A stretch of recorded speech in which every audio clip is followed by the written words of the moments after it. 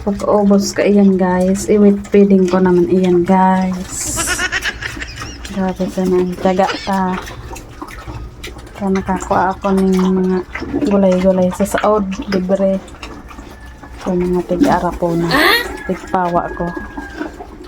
I-wait feeding ko yan itchan. Hindi na trabaho tayo na guys. May panganay ka na magdukang buhay na ori.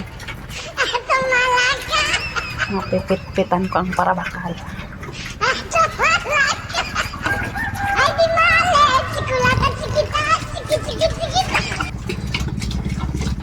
Ini ang buhay kang para orig rag racer. Bali ni guys, may katol-katol pa andyan guys pagbabangge.